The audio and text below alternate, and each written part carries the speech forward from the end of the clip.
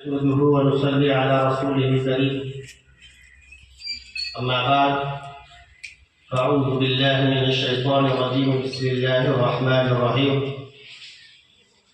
لئن شكرتم لأزيدنكم ولئن كفرتم إن عذابي لشديد وقال النبي صلى الله تعالى عليه وسلم من لم يشكر الناس لم يشكر الله او كما قال رسول اللہ صلی اللہ تعالی علیہ وسلم۔ درود شریف پڑھیں۔ اللہم صلی علی سیدنا مولانا محمد وعلی آل سیدنا مولانا محمد وبارک وسلم۔ معزز علماء کرام، میرے دینی بھائیوں، دوستوں، بزرگوں، بے انتہا ہم اللہ کا شکر ادا کرتے ہیں۔ حقیقت میں ایک بات، جب بھی کسی دین کے کام کے لیے ہم کوئی بھی قدم آگے بڑھائیں، کبھی بھی کسی بھی دین کے کام کے لیے آپ قدم آگے بڑھائیں اور ہمارا ایک ہی مقصد ہو کہ اللہ ہمارا راضی ہو جائے، اگر ایک ہی مقصد ہو کہ ہمارا رب ہم سے راضی ہو جائے، اللہ کی قسم غیبی مدد نازل ہو کر ہی رہے۔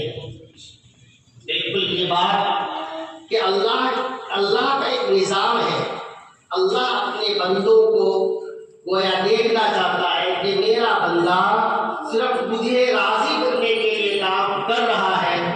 اللہ کی قسم ہم اپنے آنکھوں سے اللہ کی مدد گزرتے ہوئے ہم خود دیکھ رہے ہیں۔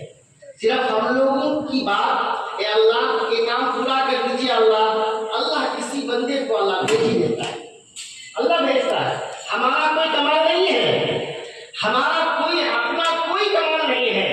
اللہ سے مانگ کے اللہ آپ راضی ہو جائیے۔ ہر ہمیشہ یہی دعا ہوتی ہے کہ میرے اللہ آپ اس ادارے کو قبول کر لیجیے، اللہ یا اللہ اس ادارے کو قبول کر لیجیے، میرے اللہ آپ اس سے راضی ہو جائیے، میرے اللہ۔